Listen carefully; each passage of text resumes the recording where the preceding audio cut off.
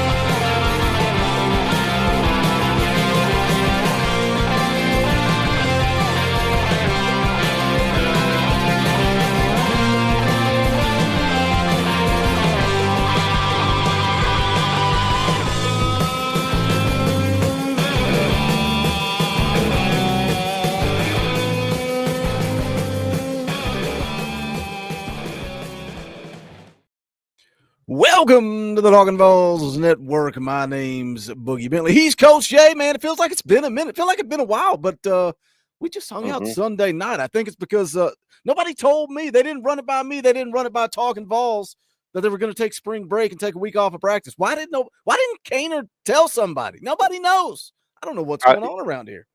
It was weird, man. To me, it's odd, like the timing of having like just a handful of practices and then taking a bunch of days off and then coming back. I don't know, man. It felt weird. Like when I used to climb the rope in gym class, but yeah, it was starting off on the right foot tonight. It's kind of weird. They had 4 practices, the final one being in full pads. Then we take a week off and we come back in shells. I don't get it. Maybe we can get answers from one Eric Kane here in just a little bit. Guys, come on in, smash the thumbs up, share out the link, let people know we're live. We would greatly appreciate it. But let's see who is hanging out in the chat. Bright and early, the first person in the chat was Rocky Top Tom, throwing a $10 super chat. We appreciate that. Tom says, locked on, Talkin VAWLS. Too bad I'll miss this, or most of it. Kentucky is going down on Friday. What do you think about that? You think Kentucky's going down on Friday? You say it all the time. It's hard to beat a team twice in the same season when we're talking football. Now let's say 3 times when we're talking basketball. It's really hard to beat a team more than twice. In football, it's really, really hard. In basketball, it's difficult too. So 3 times in 1 year, yeah, I think it's going to be really, really, really tough. I know some people are feeling really good about it. I mean, historically in basketball, it's like the reverse of football, right? Like, I wouldn't go as far as to call him our daddy in basketball, but it's been tough sledding historically for Tennessee. We had a pretty good year against them last year. We'll see how they look. We'll see if they can stay healthy in this game coming up. I didn't think too much of the so-called bulletin board material that the basketball team got. Funny enough, I actually know the kid's father at Kentucky that created the bulletin board material pretty well. I won't dox him and say where I know him from right now, but a good guy, the best of people. So interesting situation. I mean, since you said it, Mark Stoops is 2-9 against this team, and to walk around this place before the game, I was disgusted. The smugness of those guys just walking around like, we're going to walk in here, we're going to kick your ass, and you can't do anything about it. And it made me sick. And you know what? They did it. They still did it. What the hell? Can we just beat this team? I know that Mark Stoops has done a lot of good things. This is his one really bad thing. The stupid stat about beating teams with a winning record and taking the next step and blah, blah. Just freaking beat Tennessee. Please, can we just stop losing to this stupid team with their stupid orange color, their stupid...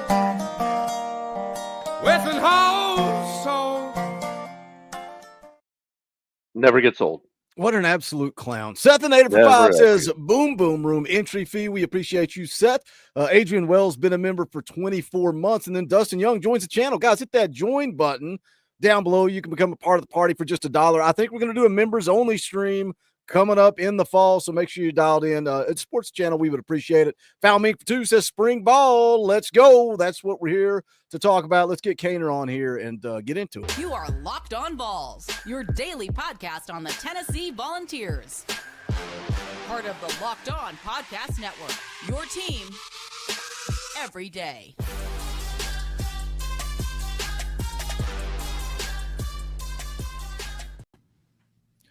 Kaner, what is going on? Can you are we crazy?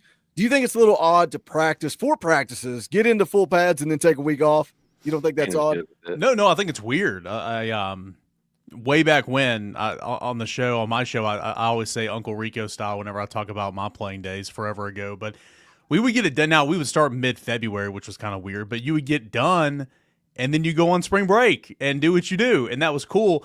I couldn't wrap my mind around practicing for 4 times, getting in full pads the Friday before it's done, and then saying, all right, see you guys, I'm going to PCB for a week, and then coming back. That first day or 2 back, it'd be rough. But again, it's not the real season. It's just spring practice. So I never liked it. I don't know why they do it, but Tennessee's certainly not the only team that does it. It's kind of like this all over the place. Banjo's been a member around here for 20 months. He says, Big Daddy Kaner, are you a father yet? Not yet. A couple more weeks, but we're kind of on that. I mean, a lot of you guys have been fathers, probably fathers a couple of times. I'm terrified to leave the house now without her because I'm afraid it's going to come. But now we should have a couple more weeks here. But it's exciting times. We were speculating behind the scenes. You had a Locked On Vols that hadn't come out yet. Coach Jay's blowing me up. He says, "Where's Monday? I think it was Monday morning." I'm like, I'm pretty sure I'm not the first phone call when the baby arrives. I don't think I'm the first call that's happening. Well, the real reason is because I'm stupid and I scheduled my audio like I always do, and I uploaded the YouTube video, and it was just sitting there unlisted, until about 10 o'clock in the morning. I'm like, oh, I should probably turn that live. There you go. So. Yeah, you're stupid makes way more sense. That makes that was my response. I said Kaner's stupid. That's what I think. Gotcha. All right, let's talk some spring ball, man. Let's get into it again. We're 5 practices into this thing, 1 in full pads. Anytime we talk spring ball, we have to preface it and say, guys, it's spring practice. Let's not go crazy, but we're still going to give our opinions. We're still going to get excited. We're still going to talk ball because we talk about how many games we get in the season. We get a few practices during the spring, so it's worth talking ball. Let's just start with the overall picture, Kaner. A lot of storylines going into spring camp. Of course, at the beginning, you had the Ricky Gibson drama with the portal. You got a lot of question marks with the offensive line, a lot of question marks with the wide receiver room. So take one of those big storylines that everybody was talking about and just run with it. Yeah, let's go offensive line. And again, they've had one practice in full pads. They've had a couple in shoulder pads. I mean, they're not going to have their first scrimmage until Monday, so still very early on for everybody. But especially like line of scrimmage, you guys know this. But no, there are questions. Don't hear me wrong. There are definite questions. I mean, Cooper Mays was a stud, and Tennessee's never had another center, at least with Josh Heupel, since Cooper Mays has been here. So William Satterwhite, he's with the ones right now. Max Anderson snapping with the twos. Nick Moore snapping with the threes. Sam Pendleton snapping a little bit, but he's mostly guard. You got to figure the center position out, but I think the offensive line is going to be fine. And maybe I'm just naive. Maybe I'm too half glass full, but you bring in two guys who played a ton. They're going to be plug and play at guards. You got William Satterwhite, who I believe, at least right now, is going to be the center. Kind of sit there, watch, learn, stepping up into that role now. Lance Hurd's going to be better. As long as he stays healthy, he's going to be better. Finish the year out much better than he started the year. And then we'll see about right tackle. Of course, we know David Sanders is going to be the guy eventually, probably sooner than later. Will he start game one? I don't know. But, Larry Johnson's having a really good spring. Bennett Warren's playing well. I think the offensive line in terms of pass pro is going to be significantly better, in my opinion. They were really good at run blocking last year, so I'm not going to take that away from them. But I think the offensive line, for all the questions, and there are questions, I'm not too worried about that. Maybe that's just me being naive, though.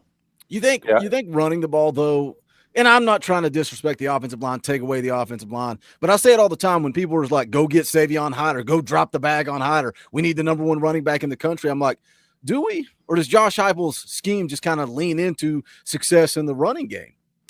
Well, I think Dylan Sampson was a dude, and he proved that time in and time out. But that he proved it in terms of he did stuff here that no running back's done in quite some time, carrying the ball for 28 times, 27 times, just taking a beating. And he has so much ability, don't get me wrong, but he was a workhorse. But to your point, this scheme, it's run-friendly. I mean, it allows Tennessee to run the football well.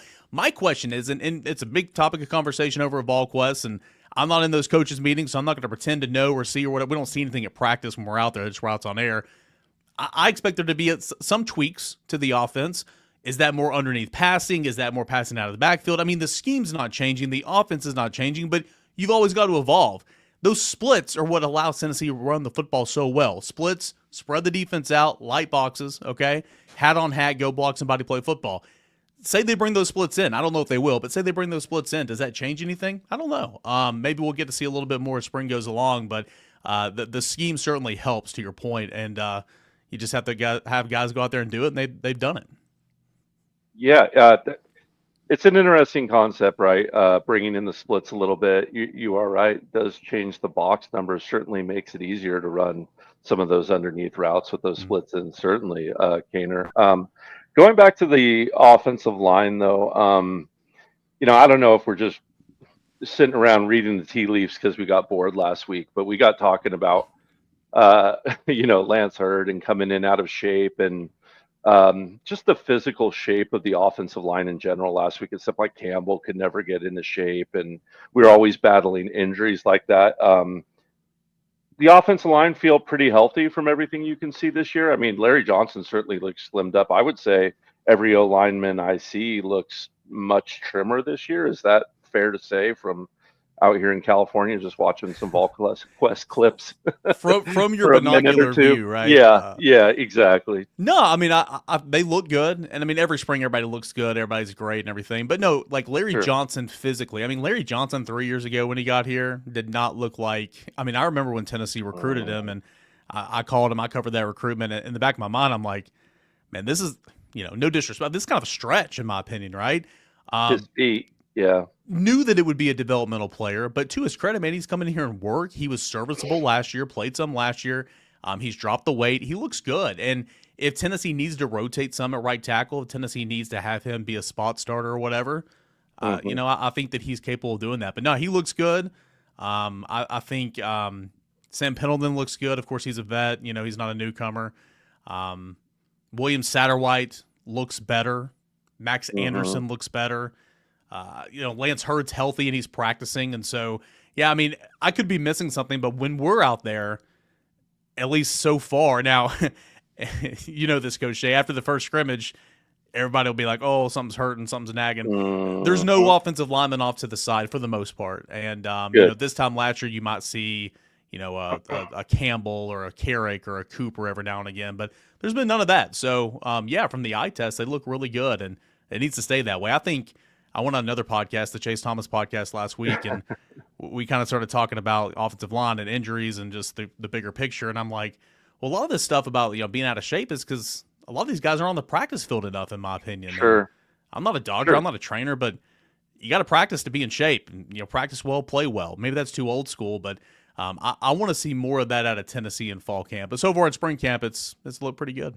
Sure. And we were just talking about Coop last week, I think it was, Coach Shea, and him being on kind of a snap count throughout the year. And it's like, how does that impact him? Go ahead, Coach. Yeah, but no, I just, shout out to VolQuest. Definitely go read VolQuest, guys, if you're not. But you kind of rattled off a little injury report. Jermod McCoy, Jaden Lofton, Jordan Thomas, Christian Gass, Jeremiah Hurd, Jamal Wallace, Aaron Carter, Christian Charles Hobbs, Marion Dye. Who on your little list here, Kaner, are you most concerned about when it comes to the fall, not named Jermod McCoy? Yeah, I have to sit here and think about that. Yeah, McCoy obviously is a given, but like most of those are just like off-season procedures. Is just Thomas going to be okay? Jordan Thomas? That's okay. one. Like, we'll see. I don't know. He obviously got injured. I don't think that he's been getting back as quickly as he's wanted to. Sure. He hasn't done anything this spring, so like McCoy's one to circle there. I think Jordan Thomas is one to be watching for. Jordan Thomas won't do anything in spring. Where is he in the summer? Where does he begin in fall camp? And then I think that can give us a gauge on how quickly can he help Tennessee, if he can help Tennessee. I don't think anybody's ruled him out, but certainly he's not practicing right now, so he's one to watch. But I mean, everybody else you just rattled off. Jaden Harmon, Jaden Perlotti, Nathan Robinson sidelined again, Jamal Wallace, Marion Dye, Caleb Herring was not practicing the other day. I mean, I think all those guys are going to be fine. It's just, they're going to be it's spring ball. This stuff doesn't matter, so they're going to be super, super cautious with everything. And for those guys who aren't recovering from off-season procedures. Let me catch up with the chat real quick. Steve Fowler becomes a member of the channel. Appreciate you, Steve. Thank you for the support. Again, hit that join button for just $1. We would appreciate it. Luke Thompson drops a $2 super chat and just says door fee, a little tip in the tip jar. Shout out, Luke. We appreciate you as well. You talk about the offensive line and being a glass half full guy. Like, I'm ready for new blood, right? Since Josh Heupel's been here, feels like it's been the same guys on the offensive line. Who's to say a young William Satterwhite can't be better than Coop? And that's not taken away from Coop. Who's to say Satterwhite's not better? Who's to say David Sanders isn't better? We better hope he's better than John Campbell was. We better hope David Sanders is worth what we spent to get him here on Rocky Top. But, it's the same thing with that wide receiver room, right? A bunch of young guys, a bunch of unproven guys, but a guys with a bunch of dang talent. So kind of just go with the same line of train of thought there that you went with the offensive line. And let's talk about Mike Matthews, Braylon Staley, Chris Brazzell in year 2. Yeah, I like the room. I like the talent in the room. I think Rodarius Jackson was a great, a great evaluation. Recruitment got him here on campus. I know he shot up the ratings there late in the cycle. I think he's going to be a good player. I think he's had a nice spring. I think Travis Smith has got so much ability, so much confidence. I'm excited to see what Travis Smith turns into. Joakim Dotson isn't here yet. Maury Jefferson isn't full go. At least he wasn't when we were at practice the other day. But then that brings you to the 3 up front. I think Braylon Staley, I know you guys are big Braylon Staley fans here on this channel. I am too. He looks different. He's put on some good weight. He's filled out more. I think he's kind of the perfect skill set for this slot position in this offense. I think he's going to explode. I do. And, Mike Matthews, I think it was practice 2. He made a couple of highlight reel catches when we were there. I mean, it was awesome. And then Chris Brazzell, I haven't really seen anything in spring. Haven't really heard a whole lot of buzz outside of some players. But, if you kind of follow the pattern of, and I know this gets repetitive and annoying sometimes, but there is truth to it. Second year in the system offensively with those skill players, do you take a jump? Dante Thornton took a jump. There's been other examples. Brew McCoy, I guess he was hurt his second year. But there's been other examples in the scheme.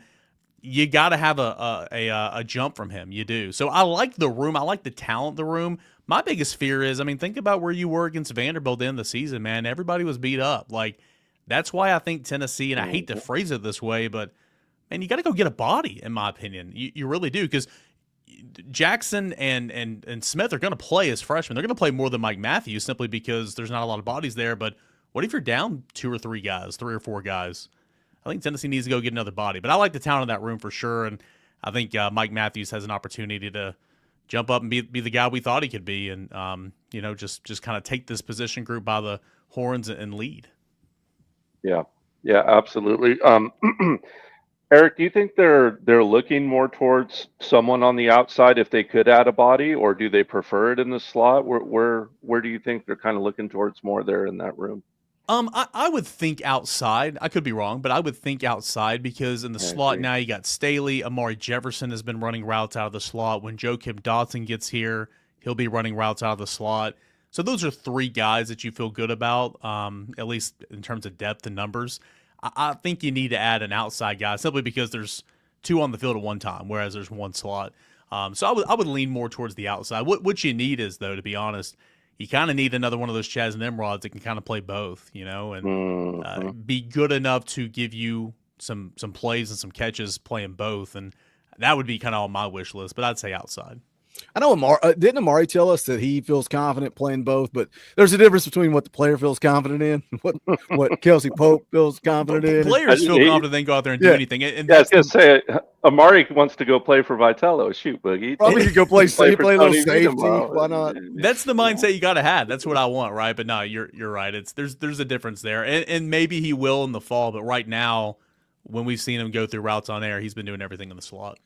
Can you repeat what you said about me and Coach Jay and Braylon Staley real quick? You said it, not us. What'd you say about how we feel about Braylon? Yeah, big fans of Braylon Staley here on this channel. Shut up, there Brian. You go. Put it up there, and Brian pops in the chat and says hello. It's good to see you in the chat as always. Brian. Hey, I met Brian before one of the games this year. Awesome guy. It was nice meeting you, man. He pops in the chat a lot, man. Good family. He actually hooked us up, man. You talk about Braylon, like he came on, and I felt like you guys over at VolQuest. I got to sit down and chat with Braylon right before the commitment and drop it right after. So Brian was a big part of that, man. Great family. David Burgess. Your show, but I'm taking over. And I know there's been other examples of this, but there we go. It was in December, maybe in January or something, and there was pictures on social media of Braylon taking some of his, NIL resources and go back to his high school and doing something. I don't know what it was, but I love that, right? I mean, that's awesome. That's what this is all about. So shout out to Braylon Staley again. Wasn't it the basketball team that did, what did they just do? They did something similar just recently. Anyway, I don't know, man. I'm spring football mode. Wait a minute. I was going to promote you and plug you for covering baseball and basketball. And you're like, I don't know what you're talking about. But David Burgess has been a member around here for 30 months. We appreciate your support. Adam Huckleby for 27 months says, there's no other guys I get my Vols news from that you guys keep up the hard work. GBO, appreciate it. Adam, make sure you guys are supporting Kaner. Locked on Vols, volquest.com. You guys already know. Good old Nate Pruitt for $10 says, cover charge. Boogie, howdy, Coach Jay, howdy, Kaner.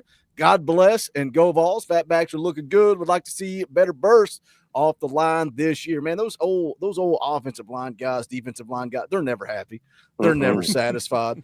Ethan Leonard, been a member for 19 months. Dustin Sellers, our co-host, our post-game ride or die, has been a member for 50. That may be a record, 50 months. See, if you stick around long enough, support the channel long enough, eventually you become a co-host. Ron the Don for 20. We'll play the dang clip for Ron the Don here. Rocky Top, you'll always be. It's always a chore to read a Ron the Don super chat, but I will do my best. He says, wait, hold the phone. Isn't it springtime? Yes, Lord. We got Big Daddy Kaner back on, so you know what time it is. Coach Jay, Boogie, let's go. This is the sweet grind time of year. We prepping for a natty. Let's go. Shout out Ron the Don, the guy with the most energy ever in the room. Love you, Ron. Appreciate you, my friend. All right, let's jump back into it. Let's see. I don't know if I want to ask this question, but I'm going to ask this question because I already know the answer to this question. But J.D. Piquel jumped on the general's quarters right before we went live and posed the question. He's got a video out there. Is it a bigger year for Nico or Josh Heupel? And I don't even think it's a question. Like for me, what Josh Heupel has done, let's break this down and we'll go 2 directions with it. Let's start with Heupel. What he's done since arriving on campus, absolutely amazing. Even though a lot of people, I don't think he gets the respect he deserves, even within our own fan base, for what he's done. People don't want to hear about where you were They just want to keep their eyes on the prize. And I think it may have been one of the crews over at On3 talking about, I can't remember who said this, where I heard this, saying that Tennessee and Heupel are maybe in the worst spot you can be because they're not at that top tier yet. They're not at that elite tier. They're not national championship tier, but they're right on the verge of it. So no matter what, it's like the fan base is happy. But why is this a big year for Josh Heupel, Kane? Or like what scenario do you see where he loses the fan base, or how many games do you think he needs to win? And then we'll come back to Nico here in a minute. Yeah, I mean, I guess it would be a big year for Josh Heupel to, like what you just said. You're a tweener program, right? Like you're a program that is miles and miles better than where you were. You are contending for a playoff spot. You made the playoffs last year. It's a big year for Josh Heupel because it's what's that next step going to be? Get back to the playoffs, win a game. Get back to the playoffs, look competitive. Beat Georgia. Josh Heupel's beaten everybody so far. He's beaten Alabama's. He's tackled the Floridas. He's done this. He's done that. Georgia's that one team, that elusive team. You need to beat Georgia. Good opportunity early in the year as well here at Neyland Stadium. So, again, I just think it's that this is great. This is awesome. What he's done in 4 years, 2 10-win seasons, some of the bowl wins, playoff appearance, all that is great. You got to continue ascending. And so that's why it's a big year for him. That's why it's a big year for any coach, right? If you're staying where you're at, then you're not growing, you're not evolving, and that's not a direction you want to be in. But I'm with you, and I didn't watch the video from JD. I did see the thread. It's no question it's a bigger year for Nico. Agreed. Yeah, 100% agree. But real quick before we dive into Nico, because I'm sure we'll have a good talk about Nico. Plenty of meat on the bone there. But we've been talking a lot about Heupel, and I think of the way a lot of people, at least on this channel, seem to view, and I'm sure a lot of Tennessee fans in general, Kaner, look at it like Heupel's really yet to get that big road win, that Florida on the road, right? That Alabama on the road, that Georgia on the road, or Georgia in general. Now, we also get Georgia at home, which he hasn't beaten at all. Do you see as one of those being the sweeter piece of the pie, if you will? Like if you could choose Heupel, if he could beat Florida and Bama on the road, or if he could beat Georgia, if you had a magic wand, which of those would you choose? I guess is what I'm getting at here. I guess it depends on how the rest of the season goes. Do you drop to an Arkansas again, right? But I've kind of said it's. I hear you. As the offseason's gone along, you have got to come out 2 of 3 in that 3-game span, in my opinion, which means you've got to win a game on the road. And so I've kind of been saying that Florida game has been like all right, you win it, you're in the playoffs. And again, things can happen before then. That's late in November. But a place you haven't won since 2003, it's been a house of horrors for you. And I know you haven't won at Alabama in a long time, but and you need that win. And I've covered several games at Florida and Alabama. It is so incredibly tough to play down there in Florida. It is so loud. It feels like what can go wrong does go wrong. I mean, we've all watched it over the years. We know. Yep. So I've been kind of saying, man, that Florida game is the biggest game of the year because just where it is, who it's against, where it is on the schedule. So I would say Florida, but certainly I'm not turning down a win at Alabama. That would be pretty sweet, and win at home against Georgia. You can, in my opinion, I mean, Alabama and Florida is not going to be as good as Georgia. You can drop an early game to Georgia and still be okay. But again, you got to go win, those games on the road, and you got to handle business elsewhere. If you drop a game somewhere else, then you got to win both those on the road. It's huge. So I would say Florida because I think it just, I don't know. I hate Florida more than any other team. So well, let's wrap up this time with Nico because, we can talk about all the storylines. We can talk about Josh Heupel, the offensive line. I think this team goes as far as Nico goes in 2025. I think he's got to take a step. And the interesting thing is you can look at the things he did last year as a redshirt freshman. You can look at the numbers, and you can spin any type of argument or narrative that you want. The kid broke records. The kid beat Florida. The kid beat Alabama. Like, he did a lot as a redshirt freshman. I think if you take away talks of $8 million, you take away his recruiting profile, take away that 5-star, take away the ranking, and you say a redshirt freshman came to Tennessee and this is what they did. Man, we're singing his praises. We're loving this kid, but everybody wants to talk about money. And that means that I can attack you and criticize you and come at you. And I get it. It's 2025. It's the world we live in. But regardless, Nico still needs to take a big step in 2025. What do you think he needs to do to do that? Yeah, you got to win. It kind of goes hand in hand, right? You got to win some of these big games on the road. The explosiveness needs to come back into the offense, and that was lacking with Joe Milton. That lacked last year with Nico Iamaleava. It takes two to tango. I recognize that. Alex Golish isn't here. I don't think Tennessee's receivers helped the quarterback out a lot last year. I think the quarterback missed several balls down the field, points and times against Florida. It's a team game. It really is. But the explosives have got to return to this offense. Being efficient in the red zone has got to be better, moving forward, that type of stuff. And, I think you're completely right. I mean, what Nico did last year, if you take away the 5-star, the number 1 ranking, the reported NIL deal and all that, and you just look at what he did, he led your team to a college football playoff berth. He beat Alabama and he beat Florida. I mean, we are spoiled right now, right? Like, we're wanting more, but it's fair to want more. I'm not saying it's not fair. It's fair to want more. For Nico, I just think the expectation, as always, sky high because of all, and we knew it was going to be this way. It's never going to be good enough until, you probably win a national championship. And it's just that's the nature of the business. That's the nature of the beast. But I think Nico did a lot of good things last year. I think he's got so much more room to grow, and he's got to grow for Tennessee to reach that potential. And I hope those explosives are returned to the offense because, Brent Hubbs and I track the numbers of, plays 20 yards down the field, 30 yards down the field, all that more from 21 to 22, 23 to 24. And it is not fun to see it listed out. That's for sure. You need to, I'm not saying get all the way back there, but you need to start moving back in that direction. And hopefully that's, with a quarterback that is so talented like Nico, hopefully you take a big step in that direction this next year as he's going into his second year starting. He's seen that. He's done that. Nothing's new to him anymore, and hopefully he'll mature. I think he will. Yeah. Just kind of staying on that topic, let me put my tinfoil hat on here for a second, right? Okay, a lot of us felt like early in the year, something changed with Nico. We felt like maybe he got banged up in the NC State game. We know about the later concussion. We know about the protection from the line. And maybe this is a question as much of the backups as anything too. Do you see Nico getting more involved in his legs, being more physical back there? We know he put on the extra weight. They always wanted that extra weight on him, I'm sure, right? I'm pretty sure they've always wanted that there. And, is that with the intention to get him more involved in the run pass option game, to be more physical? Seems like he likes contact. How much do you think they are willing to risk Nico's body to keep a defense honest this year, Kaner?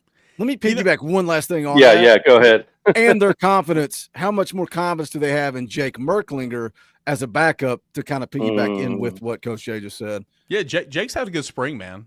Jake's the forgotten guy. Everybody's talking about Faison. Everybody's talking about George.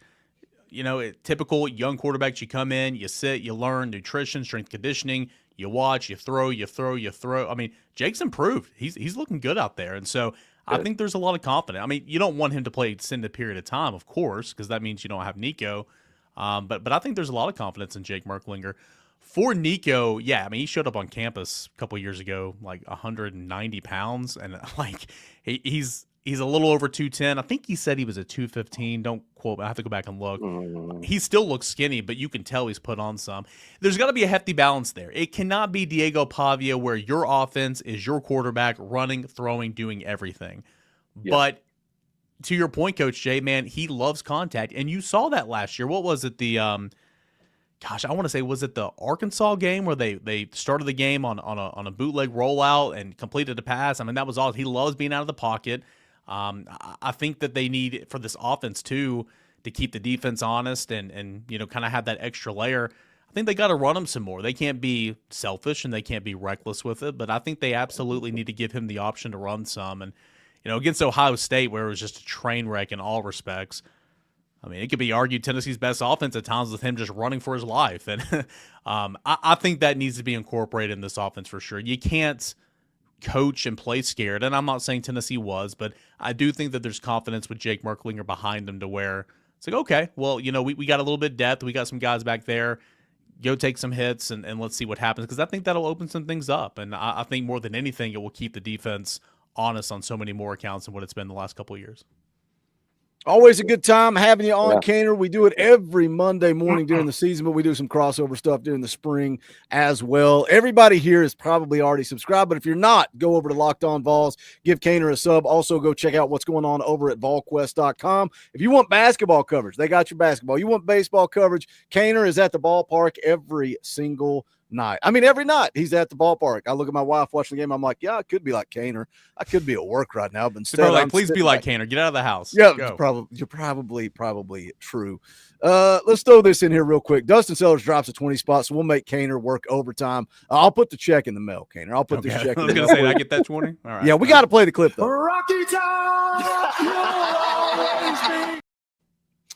See, Dustin's a co-host for post-game shows, and I yelled at him one time. I said, I saw you watching VolQuest on a Sunday night while we were live, and you dropped a super chat, so now he feels guilty. Either that or he's only super chatting because Kaner's here, but he says, what's your evaluation of scheme year to year? It feels like there was a Hooker version, Milton version, now a hybrid scheme for Nico. I don't often see a lot of crossover with things that worked well in 2021. Kaner.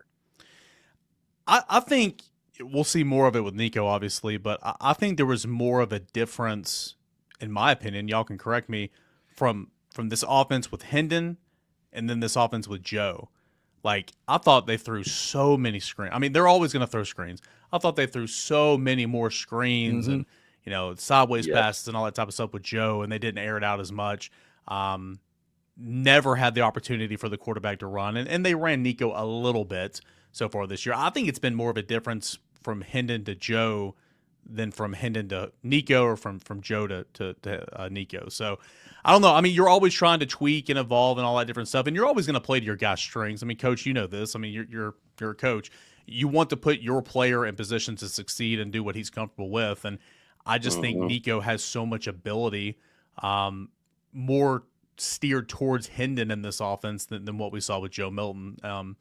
And so I don't know. I think it's still to be determined what ultimately this can be. And again, what new wrinkles are they going to throw in? How big of a impact is Seth Luttrell going to have on this offense? I think it's going to be really interesting to see what this offense look like, not just personnel and new players, but what they kind of look like rolled out there the first couple weeks of the season, because I think that it's very much a work in progress, just like Nico is.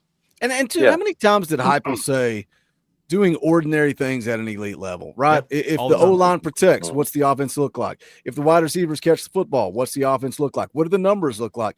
And Nico was inaccurate at times too. Like, fair is fair. But yeah, I'm excited to see it, man. And again, glass half full guy, just like you, Kaner. I think 2025, maybe things start to click a little bit on offense more than they have the last couple of years. What do you guys got going on over at VolQuest right now? Yeah, just everything you mentioned a moment ago. We got Grant Ramey on his way to Indy right now. Rob Lewis is going to be en route pretty soon. I've got baseball, spring practice going on. Be back over there tomorrow morning. There's recruits on campus. I mean, literally everything's happening. Transfer portal season's just starting for basketball and football around the corner. I mean, so much stuff happening right now. And if you're not a member of VolQuest.com, you want to try us out, $1 for 7 days. You can try us out, and if you like us, then you can level up. If not, just $1. So come check us out. See, they get you with that dollar deal. Now you're hooked, and then it's just auto withdrawals every year, and it's the best money you can possibly spend. All right, Kaner, it's always a good time having you on, buddy. We'll catch up Take soon. it easy, Kaner. Hey, thanks, guys. Appreciate you. All right, later. You got it. Bye.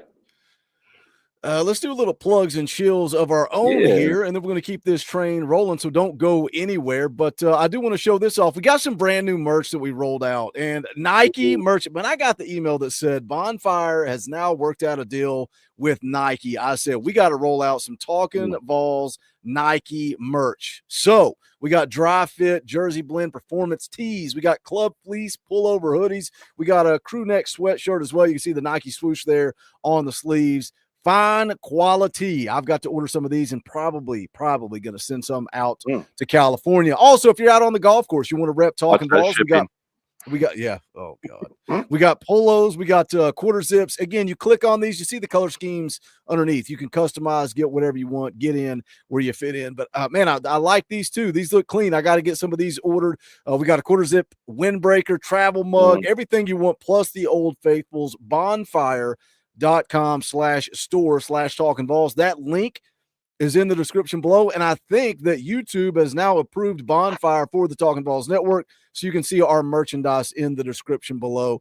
But again, go check it out. And as always, shout out to the members of the channel. You guys keep the lights on around here. It is just $1 per month. You hit the join button down below. If you're on an iPhone, there is a link in the description below. It's again $1 a month. You get custom Talkin Balls emojis. Guys in the chat, like King Ball 300 that has been a member for 7 months. Put your favorite custom Talkin Balls emoji in the chat. He says, what's y'all's top 4 in wide receiver depth to start the year? Top 4? Well, I'm going Mike Matthews and Braylon Staley, 1A and 1B. Then give me Chris Brazzell. And then I need to see Amari Jefferson, man. Like Kaner said, he had the hip procedure in the offseason. People talking about, he looks slow in the first day of practice. That's because he's not 100% yet. I like the ceiling for Amari, but I need to see what he looks like healthy. So right now, right this second, give me Mike and Braylon, 1A, 1B. Give me Chris Brazzell, and then give me Travis Smith at 4. What do you got, Coach? I got the same. I'm tempted to sneak Rad Jackson in there above Travis Smith. There's a good answer. I need to see more. Both of them are physical, and what I love even more about their physicality is they both catch the ball beautifully away from their body, Boogie, like really, really, really well at a high level. They do things that you see NFL players doing as far as their triangle patterns and pull patterns when their bodies are in odd positions, meaning the way you catch the point of the football and transfer it to your body on your way into not only into your body, but to the correct shoulder as you're coming down and things like that. That Rad Jackson catch is what's screaming at me right now. There's a couple that I've seen from both of them that are really, really special, and their route running. A lot of the time when you get these kids into college, it's the route running that's a problem because you're so fast and big in the high school game that you can kind of get away with, rounding off your routes with extra false steps when you get into your break. You don't got to worry about dropping hezzy pulls, hezzy slides out of your breaks, things like that. Not these two. These two already have that in their bag. Really, really excited for those two freshmen. Well, like I said, we're going to keep this train rolling. We're going to first take a look. Transfer portal. It's not transfer portal season, but I made a video this morning talking about Tennessee State linebacker Sanders Ellis. Tennessee mentioned as one of the front runners here, so I told Coach he had some homework. I want to hear what he thinks about Sanders Ellis, 6'2", 225-pound linebacker out of Nashville, Tennessee. Pete Nako said that playing for Tennessee has been a lifelong dream for him. He was a 3-star edge coming out of high school, played his entire freshman season at Tennessee State as an inside linebacker. What I like, he's got 3 years of eligibility. Offers Tennessee, Auburn, Purdue, Virginia Tech, ECU, App State, some others there as well. Nako says Tennessee, Auburn, Virginia Tech at the top of the list here. I just saw it came out before we went live that he is going to be visiting Purdue on Thursday. So it'll be interesting to see if Tennessee gets a visit or not. If you're in the chat, you didn't watch the video this morning, you're saying, how is this kid in the portal? Eddie George is leaving Tennessee State, going to take the head coaching job at Bowling Green. That opens up a transfer portal window. Those guys have 30 days to jump in the portal. So that's exactly what he is going to do. AP said when this news kind of broke, he said he would be a depth piece if Tennessee wants him and he wants to come here. So that could be why, when somebody put out, he's coming to Tennessee, he said, that's not true. My recruitment is still open. Could be that it's not available to him. So we don't know. But you watched some game film today, Coach. What are your thoughts on Sanders Ellis? Yeah, I watched the whole game. He played against Charleston Southern. Man, he looked good. He had 14 tackles in that game, right? That's a lot. I don't care what level you're at. You're Pop Warner, 14 tackles is a good day at linebacker. There's a lot of things I like about his game. I like the way he gets into position around his guards. I like the way he comes downhill when he's coming. He's got a nose for the football. He seems to always be in the right hole, which brings me to a criticism I actually have of him that I want to touch on really quick. We talk about it a lot during the film breakdown, Boogie. We talk about our guard step, right? In our triangles of reading out of our guard steps. And not getting out over our toes as the middle linebacker, meaning that we're not falling forward as the ball is being hiked before that guard's taken a step. We're taking our read step in conjunction with that guard step and then reading our triangle reads off of it. he kind of falls over his toes too early, which it's really going to help you against the run and put you in a great position. Problem is when you get against a really good play action to tight end team like the Georgia Bulldogs, like Alabama, they can smoke you. But if he can fix that in a high level system, the sky's the ceiling. He's got every other little thing in his bag. He's really quick out of the break. He's good in pass protection when he reads it. Problem is because he's falling forward too quickly that he's getting into that pass coverage too quickly as a linebacker. But if you look at him, man, I don't know how he was ever a D end. He looks like he was built in a lab to play middle linebacker. A good looking kid, a prospect that's really grown into a linebacker body out of high school, and a kid I'd be really, really excited about. Not sure if he could start right off the bell for us, but after he solved one or two little fundamental critiques, I think he could be a true weapon for Tennessee. And again, I mean, that's the beautiful thing about 3 years of eligibility, right? Correct. Because you got a year or two to get your feet wet. That's a big jump. Somebody in the chat said it. Tyler, each level of football gets faster and faster. Yeah, I mean, it's a big step going from where he's at to not only the next level, but the SEC, the elite level of college football. But we'll keep an eye on it. We'll see what Tennessee elects to do. Again, AP saying he would be a depth piece. Do you really want to talk? I don't really want to talk recruiting. Like, it's been so doom and gloom lately, and I've been getting yelled at. We're Negavolt again? Yeah, it's like weird, man. It's like, again. I put a video out talking about Tristan Keys to LSU. I put a video out talking about Rodney Dunham likely to Notre Dame. And then all of a sudden I'm a Negavolt. And it's like, man, I'm just providing commentary on the news that's out lately. It sounds like Tristan Keys is good. You're going to recruit him to the wire. We'll see what happens there. Same thing with Rodney Dunham. Likely, I mean, he said his commitment date likely to end up at Notre Dame. You're going to continue to recruit him. Did they offer more than you're willing to spend? And I get it, man. Everybody wants to drop the bag. Spend the money. Well, if LSU is overpaying, do you overpay even more? Or do you say, I think I can go to my second guy on my board, my third guy on my board, my fourth guy on my board, and I think I can get as much production for less money, right? And what are your thoughts on it? Because it has felt negative, but at the same time, it's like we just talked about with Kaner. There's not been spring practice for a week. There's not going to be any positive energy or positive news when there's no practice for visitors to come in town. Now that's opened up. I think the next 2 weeks, we're going to hear some good news. Good news for Tennessee. I mean, you got to trust your eval at the end of the day. My evaluation, I won't pull putt on it. I was super high on Tristan Keys. Stud. I think he's a game changer. I think he's in kind of that Ryan Williams, the kid from Texas. His name escapes me right now. That was a true freshman wide receiver. In that same breath, what we thought we were getting out of Mike Matthews, and quite frankly, what we still might get out of Mike Matthews, Boogie. But I'll tell you what, if it was Coach Jay that had the bag, I might want to take a peek at my cards this season before I made that decision. I might want to see, hey, does Mike hit the ground running? What happens with this wide receiver room? Do I need to really drop that bag, or can I move just a little bit further down that list?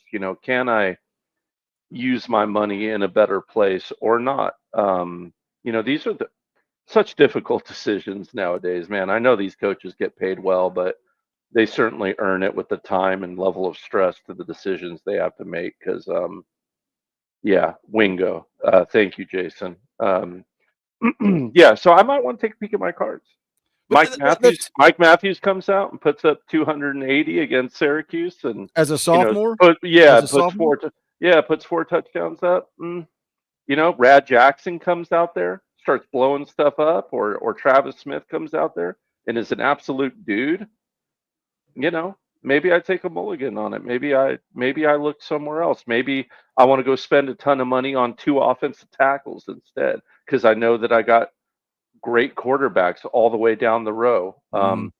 Maybe I can get 2 great offensive tackles in 1 4-star chip wide receiver that's really high that I feel is undervalued. All these things are questions I'd want to ask, but I think I want to take a peek at my cards once they're dealt before I make a decision. It's roster management, and nobody wants to talk about that. Nobody wants to hear that. It's the same thing as with the portal, right? When all the guys were leaving, and it's why is everybody leaving? The sky is falling, and it's like, well, no, we're opening up room because these guys, do they want more than they're worth, or did you offer less? And they said no, and that's the thing. We can speculate and we can talk about it because that's what we're going to do as fans. But the bottom line is we don't know because we don't have the numbers, we don't have the information. And I mean, you bring up a great point. You talk about a wide receiver room and an offensive line that a lot of question marks around, but that's because they're young. So if you can get what you think you can get out of Mike, out of Braylon, who's a redshirt freshman, Brazel's a redshirt junior, and then of course you got a ton of freshmen: Travis Smith, Rad Jackson, Joakim Dotson, who Kaner mentions not on campus yet, and then your offensive line. Sam Pendleton, I know he looks like a 42-year-old accountant, speaks like one too. He's a redshirt sophomore. Wendell Moore Jr., a redshirt junior. Max Anderson or William Satterwhite, whoever wins that starting job at center, redshirt freshman. Man, imagine those two guys or those three guys if they work out in two seasons blocking beside each other. So, yeah, you bring up a great point. Here's what we're going to do. We got 130-some people watching live. Make sure you smash the thumbs up, share out this link, let people know we're live. Actually, in fact, go to Twitter right now. Go to Twitter right now and follow Talkin VAWLS and retweet it. Let people know we are still live. This is the place to be. We're going to watch Josh Heupel's press conference from yesterday, and we're going to do like we always do, provide commentary. You guys want to call an audible. You want to change gears. You got a question that you feel is more important than what we're talking about. You guys know what to do. You are in charge. But let's take a listen to Heupel yesterday after practice number 5 in Shells. Start by just saying awesome weekend for our athletic department, our university. Congratulations, Coach Barnes, Coach Caldwell. Just a lot of fun to watch those teams go compete and have a ton of success. Look forward to watching them here this weekend as well. Huge week for us. We're back off of spring break. Great to get on the grass with the guys today, go compete and get better. Also have the coaches clinic coming this weekend, and you know, coaches from our footprint have an opportunity to come in and be able to talk ball with us, and obviously Coach Gruden coming in and headlining the event. Be a lot of fun to have a lot of people here on campus. So open it up. Coach Gruden to Knoxville, confirmed. Confirmed. You remember, was it last year that we had Coach T on the channel after the first scrimmage because of the coaches clinic? Maybe I wasn't here. I wasn't on the channel that day, but I listened to it. Yeah, for sure. Maybe I need to get on the horn with old Vols JP and see what Coach T's up to this weekend for the coaches clinic. There you go. Josh, we're talking to the wide receivers today. For Nico's sake, is it important that one of those guys sort of emerge as the alpha, the number one receiver or whatever, or can you be just as good like by committee? Well, I think you got to be good by committee. If it's just one guy, they're able to roll coverage, to a certain player. And end of the day, we're going to need all 11. But your wide receiver core group's going to have to function and operate at a really high level. It's a complete unit. Expect all of those guys to continue to grow. They've been really good here the first 5 days. The guys that have some experience in what we're doing have played extremely well. They've grown from where they ended the season, and young guys that are getting their first taste of it have made plays. They've grown. There's a long journey still ahead for the entire group, but certainly the young guys too. But expect those guys to grow into playmakers for us. What do you like about the group of running backs that you have this year? Yeah, strong, physical, play without the ball in their hands, through the first 5 days. As we continue, this is day 3 for us in pads. You get to the scrimmage, see how they operate on game day, like scenarios. But, they've done a really good job, pressing the line of scrimmage, making plays. The group as a whole really connected. They compete hard in the meeting room. So it's just about consistent growth from those guys. Did Kaner say they're scrimmaging Monday? I thought it was Saturday. I thought it was Saturday too, but I think he said Monday, if I'm not mistaken. Okay, but I'll have to look. One thing I will say, if you run through this running back room, right? Let's do it really quick. We got Bishop, right? We got Morris, right? We got Peyton Lewis. We have Baker. Who am I missing here? Who am I Star missing? Thomas. Star Your boy. Thomas. Your boy. How you gonna leave Yeah, your boy my out? boy. Boogie, it's maybe the first time I look at a running back room and I'm cool with whoever is back there blocking for Nico. Like, maybe outside of Morris that we haven't seen doing it yet, because Baker's a dude. Like, for a high school kid, he had really good pass pro as a running back, and I know Bishop's good at it. I know Lewis can do it. They're all big. I know Starr can do it. They're all big backs. I feel really safe no matter who's back there that they can pick up blitzes for Nico. Yeah, it's always a big question. Can a freshman do it in the SEC? Mhm. But I think, if I remember right, I think some of Kaner's practice reports, because a lot of times one of the drills that they will see is linebackers versus running backs in pass protection scenarios, and I think that's where Morris has kind of been receiving some praise, and Bishop too, saying that he's even getting better at pass protection. So, yeah, and not only that, pass protection, carrying the rock, like that. I was kind of that's one of the things I was going to bring up to Kaner and didn't. It's like, who I get it. It's going to be running back by committee. I know we know that, right? Like he said about, Sampson. That's not normal at Tennessee to get that many carries. But dang, man, like Bishop, Lewis, Starr Thomas, and then the buzz that Dwan Morris is getting as a freshman.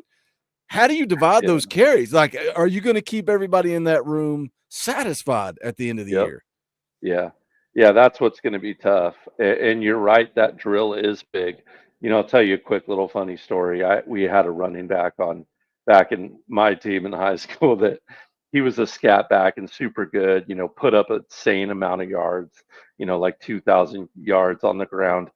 When we'd run that drill, he would always intentionally dodge me, Boogie. He would never let me hit him ever. He would suddenly got a dodge cramp, me, right? tie his shoe. Yeah. Or just straight up juke me, and he's supposed to be pass blocking. And guess what? Guess what? He goes to college, right? Because he's this beast of a running back, a scat back, and they turn him into a cornerback. And he goes, and then he comes up to me years later and he tells me the story. And he goes, and my first thought was, oh, all right, what would Coach Jay do? You know what I mean? Like, what would he do in this situation? How would he handle this as a cornerback? But yeah, that drill is super important. It's physical, and I'll tell you what, us linebackers, we revel in destroying running backs especially in a drill when I'm blitzing and I know it's one-on-one and I have a head of steam up and you've got to come out of a set position and try to block me. I almost don't care about the quarterback. I just want to light you up because it's going to be fun during the drill. So you learn a lot about a freshman running back in that situation. You get T-Lander running full speed at you when you're in a set position, Spillman running full speed at you, and they're sickos like Coach Jay. They're just waiting to kill you. So I think Spillman was actually mentioned in that report too, but I don't remember who somebody got the best of him, and I think he got a little irritated with it and lit somebody up. Yeah. But going back to it, Dwan Morris, it's going to be hard to keep him off the field, and that's a guy that everybody said 3-star U, and then when but look at Deshaun Bishop, another guy that everybody said 3-star U, and now there's people yelling at me for mentioning Peyton Lewis in front of Deshaun Bishop. So it's funny. It's funny. All right, let's hear more. Makes you confident that he could be a key contributor come this fall? Just how he's continued to grow, and that's last fall, the steps that he continued to take, what he's done. The first 5 days of spring ball has been super consistent. Has great understanding within the scope of what we're doing offensively.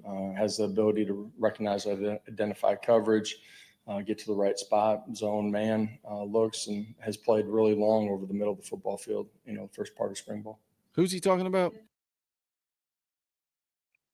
Who was he talking about? I didn't hear because she blew out my eardrums and I stopped listening. Let me go back. Yeah. Go back a little. Just how he's continued the group as a whole. They've done a really good job. Makes you confident that he could be a key contributor? Scope of who's really stepped up. Braylon Staley. Timothy McGee for Okay. 5. Hopefully Nico can get the ball off in 2 to 3 seconds. Is Timothy saying that Nico needs to get the ball out quicker, or is he questioning our offensive line? Well, I think you could do both here if we're being honest with each other. One of my criticisms of Hendon Hooker's game in Georgia when I first watched it was his inability to get the ball out quickly. But when you go back and you watch that game, a lot of the problem was the depth of our routes and the routes taking too long to develop their switches downfield. And that was the case in a couple of games this year where the depth of our routes was a little too deep. It's almost like you're out kicking your coverage, Boogie. It's your offensive line isn't able to hold it long enough for the deeper, switch routes down the field to take place, for you to put that stress on a deep crosser against a deep post or a deep comeback against a deep whip, things like that take longer to develop, that you need that 3.5, that 3.8 seconds for, weren't successful. Now, if he only means it in the regards of the quicker stuff, then yeah, you always want things bang bang as possible as an offense, right? But I think both things can be true in this situation here. Up in that leadership position. Yeah, I don't think there's just one guy that stepped up. Go back. Or in that wide receiver room, who's really stepped up in that leadership position? Yeah, I don't think there's just one guy that stepped up. You look at the collective group. There's not, a lot of guys that have a ton of experience inside of what we're doing. They're growing individually. They're learning what leadership looks like, and expect that group to continue to come together. I know leadership, always something that's talked about, particularly in the spring. But one of the things about Nico showing leadership, I love when he met with the media, and it was kind of a similar type question. And he said he went to Chris Brazel and said, "Hey, you're the veteran guy in that room. I'm not going to lead him. It's up to you to lead your group." And he's obviously Nico's the leader of the football team, but I love that he went to Chris Brazel and kind of put some responsibility. That's how you bring along somebody. You're going to be the leader of this room now as a redshirt junior. I like that. Timothy for 5. Wide receivers getting paid. Should they know to cut the routes at 5 to 10 yards? I think that's the reason why we weren't willing to pay some of them, and some of them are in the transfer portal. Timothy, I love when you're way more witty than me. I was gonna make some stupid statement, and you like that's a softball lofted up like you've been waiting on that question. I was forever. It's like I wish I was that witty, but I'm not. That's the perfect answer. That's why they hit the portal, and we didn't think twice about it. Oh man. Josh, what does this? Thank you, Timothy. Appreciate it, brother. He kind of plays defense and offense as well. What does he have to show you guys, and what does he have to prove you guys this spring to have a role on offense? Spring's the opportunity, with your personnel, to have an opportunity to do different things with them, find out what they can't do. And the same thing as schemes, offense, defense, and special teams, is you try to push forward. Boo's, done a really good job on the defense side of the ball. You saw him as a punt returner, electric with the ball in his hands. We've experimented with him on the offensive side of the football as well, and he's handled it really well up until this point. Amari Jefferson comes in from Alabama, coming off this hip deal. Kind of what have you seen out of him? I know he's not been a full participant to this point, but what have you seen out of him both on and off the field? Yeah, limited the first couple of days has kind of been building into contact here. Had the most work that he's had today. A guy that, it matters for him to be here. He loves the program, the culture of the program, the way we work and compete together. He's a really smart kid. It's going to be fun to watch him just, continue to grow throughout the course of spring ball. Let me hit this one real quick. Todd Landers for 5 says, late fee. I was getting some granddaughter time. How y'all doing? I hope you enjoyed it, man. Nothing like family. Thank you, Todd, for the super chat. Doing fantastic. Talking a little spring ball. What was he just talking about? How did I have a brain fart? I had a point to make, and then I read Todd's super chat, and now I can't remember what he was even talking about. Let me go back. I'm off my game. Compete together here. Had the most work that he drove the program, the way we work and compete together. He's a really smart kid. it's going to be fun to watch him just, continue to grow throughout the course of spring ball. Amari Jefferson. Obviously, that wide receiver room has a lot of question marks around it with everybody. But we've seen Mike, right? We've seen Braylon in college. We've seen Chris Brazel in college. And yeah, a freshman in Travis Smith, a freshman in Rad Jackson. Amari Jefferson has an extra question mark because coming out of high school, man, we were all salivating. We wanted Amari Jefferson. It was such a big deal playing baseball for Tony Vitello and, what he could do on the field. But then to not play a single snap at Alabama and to be recovering from the injury, it's just a big question mark, right? What's he going to look like as he gets back? And it's like, I hope he gets to 100% by probably not by this scrimmage, but maybe by the second scrimmage or the orange and white game we get to see him. And then let him get geared up, get ready throughout the course of the summer, and then dive into fall camp. And let's see what Amari Jefferson brings to Tennessee. I'm still excited. It's just a little bit bigger of a question mark for me. It's a big question mark, and it takes a while to come back from stuff like that. So you gotta, let him get in, let him get a year under his belt, right? Like even if it's, maybe not the dream boat year that you envision someone could have, but I'd take a really solid year out of Amari Jefferson, right? Maybe he's not a starter, maybe he's comes in spots, but he looks good, he executes well, and he's got a lot to build on for the next season. I think he can be explosive, so I'm looking forward to that. A really great athlete. We'll see if he can contribute to this team, though. I think you nailed it. It's just a question mark for him at this point, but good kid. I'm rooting for him, man, and explosive when totally healthy. And 4 years of eligibility, right? Yep. Redshirted last year, so plenty of time. Sure. Your scrimmage Monday night next week. We won't talk to you before that scrimmage. What's number one for this team for your first scrimmage? First scrimmage. That smirk is I conveniently scheduled myself here, so you guys can't ask me questions that close to the scrimmage. Find out where our guys are at game-like scenarios. Coaches off the field, they got to go handle it, manage it. Operate signals, offense and defense, right? Communication, both sides of the football. Once the guys go play extremely hard and then find out who's going to go make plays too in competitive situations. No, you can't. Yeah. What is your assessment through 3 padded practices of the physicality of where you are? Been really physical. This is a mature group just in how they've handled themselves up until this point as a football team, just the culture of accountability, building trust. They work and compete extremely hard.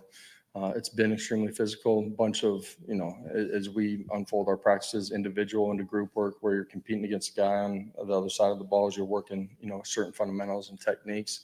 And then when we get into 11 on 11, been really competitive. I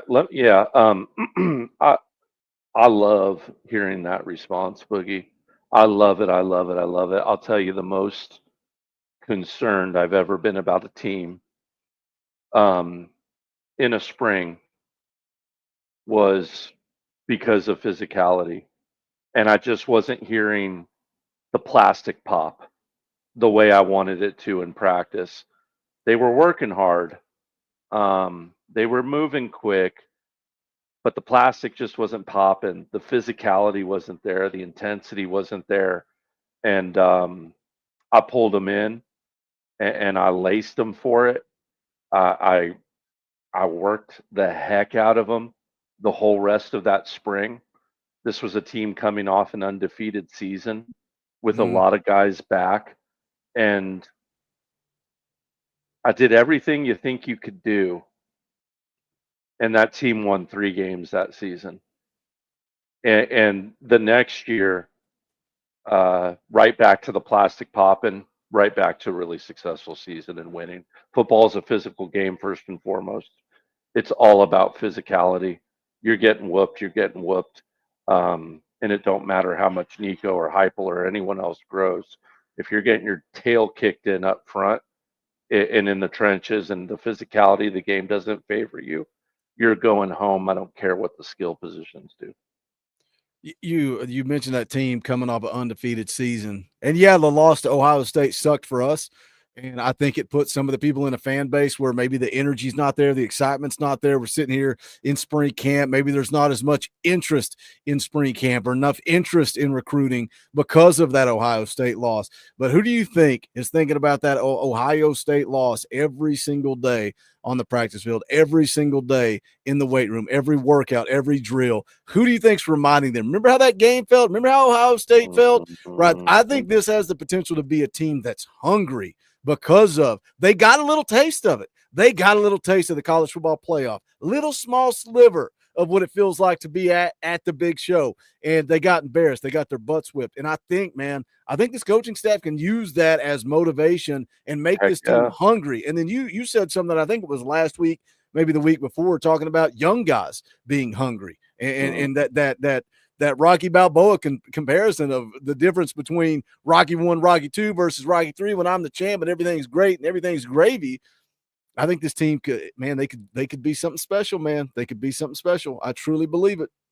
Absolutely, absolutely. It's tough to get up and hit the gym when you're sleeping in silk sheets, I think is something like that. The quote goes. So yeah, you got to be hungry and you got to, for lack of a better expression, have that eye, man.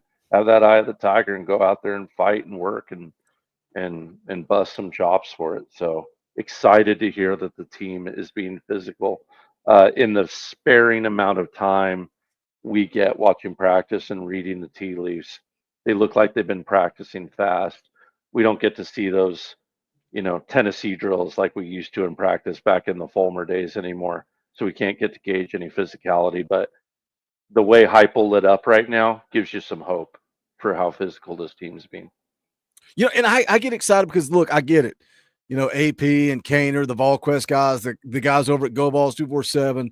Yeah, they may not be able to sit through the entire practice, but you don't think Brent Hubbs picks up a phone and calls somebody inside the building and says, hey, what's this football team look like? What's such and such? They have connections. They have inside sources. So when they're giving us this information, oh, it gets me excited, gets me giddy, and I get it. It's spring camp, and it may not mean a lot to a lot of people, but I think this team could be something special in 2025. A lot of people probably may not agree with that. Lee Honda Hilt for 2 says, Dorfy just got off. It's good to see you in the chat. Lee Honda, we appreciate the super chat and the Dorfy, my friend. Let's hear more from Josh Heupel. This was after yesterday's practice. You've had some wide receivers that have in their second season in your offense really taken off, whether it be Jalen, Dante, maybe some other guys. Your guys, maybe your 3 returning guys are all in their second year. Obviously, Chris has played a lot, but this is his second year here. Why do you think that's been the case for some guys that they've sort of taken off in their second seasons? I think a part of it is a credit to them and the work that they've put into it. What a great coach. What a great coach. Praising them first. Player, but in what we do offensively, understanding of what we're doing, the decisions that they got to make, and being on the same page. Fundamentals and techniques continue to improve, but they got a great understanding, having played in it, what it looks like, what it feels like, and how they have to operate within it. Where's Ethan Davis and his? I think something interesting about that too, and he may have said it while I was daydreaming and thinking of this, was you look, it was Hendon, and then it was Joe, and then it was Nico, right? That's since 2022. It was a new quarterback every year. The timing between a wide receiver and their quarterback and all the reps that they've ran together. Now, not only is it year 2 for Mike, year 2 for Braylon, year 2 for Chris Brazel, it's year 2 with the same quarterback throwing you the rock. I think that means a lot as well. Sure. It's big, and you got to have that trust too, right? That they're going to make the right read on an option right route. You got to make sure you have that relationship with your quarterback that he's going to read what you read and that trust to do so, right? And make that break. And not only that, having that timing on the break. I mean, I know it's a buzzword and Tim loves throwing it around, more timing routes, right? But the dirty little secret of it is even on option routes, timing is hugely important. So based on that, coverage gives me my break. And no matter what that break is, no matter if I take door number A or door number B, Boogie, that timing based on what door I'm walking through needs to be there. And that's developed through relationship, through playing ball together and through trust and knowing that they're going to make the same read that I am in that spot. Development and kind of how far has he come, I guess, in the blocking side of things in particular? Yeah, Ethan's done an elite job just growing through our winter. Took full advantage of the weight room. Has done a great job with his body. First guy off the bus. Isn't that He's what you just said last continued week? to mature as a man. Just how he approaches every single day. He's been really consistent.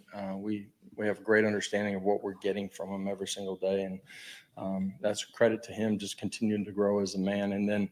Within the scope of what we're doing offensively, he's always had the ability to play out in space. He's done a really nice job in that area, but he's continued to improve just his fundamentals and technique inside the core.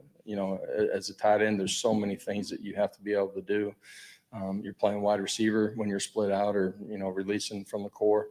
You got to be able to pass protect and obviously the run blocking and what he's done here the first 5 days. Real credit to him. Mm-hmm.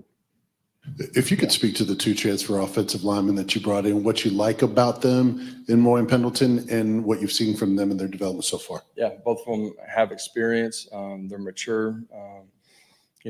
As far as fitting into the culture of our program, the position room, they care about the guys around them. They compete extremely hard. They have the ability, just their physical makeup to handle playing on the inside this league, and both of them have done a nice job through the off season and in the first 5 days, understanding what we're doing. There's a lot of things going on, and when we're playing in tempo, it's happening really fast, and their understanding of what we're doing at this point, really excited about. Mm-hmm. All right, thank you all.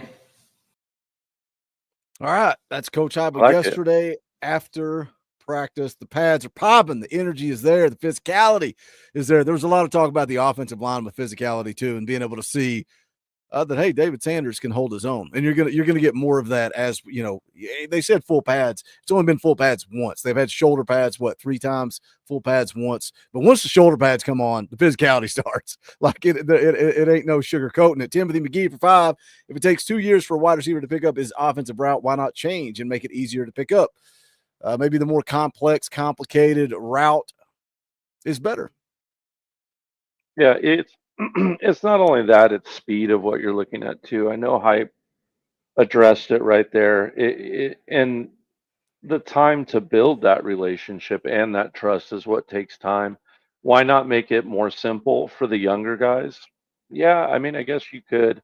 You are sacrificing scheme at that point to do so, but I guess I would argue that, like in a season like last season, for instance, we weren't executing the vanilla right at times. There was times our vanilla ice cream tastes bad, And that was right? the veteran guys, right? That wasn't the young guys. That wasn't 1 year in the right, system, other than right, Brazel. Brazel, that was his first year.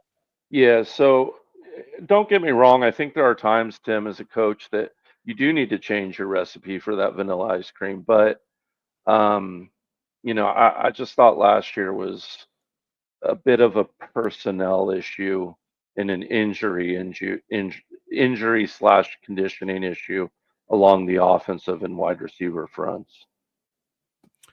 Well, I think we are going to call it a night. We're going to be live again Sunday, 6:30 p.m. Eastern time, playing EA Sports College Football, talking all things college football. We'll be live again probably next Wednesday. I hate to call an audible and change it because then the dates get confused and everybody's confused, but I would love to go live that Monday night after the scrimmage. But it's probably better just to keep it at Wednesday. Maybe I'll drop a video after the scrimmage on Monday. So just be tuned in, dialed in. Make sure you subscribe, click that bell for notification. Keep sharing out the links. Keep smashing the thumbs up. Keep thinking about, if you're not a member, why am I not a member? I love to tune in every time Boogie and Coach go live. I watch the videos. I love the community. If you like what we do, think about hitting that join button for $1. We would appreciate it. There is strength in numbers. Your support is what allows this channel to keep rolling forward. Could not do it without you. Again, go check out the merchandise, new Nike themed merchandise, golf merchandise, all kinds of fun stuff at bonfire.com/store/Talkin VAWLS. But that is going to do it for this one. Appreciate Kaner jumping on with us. Also, always shout out to Coach Jay for jumping on. My name's Boogie Bentley. This is the Talkin Vols Network. Go Big Orange.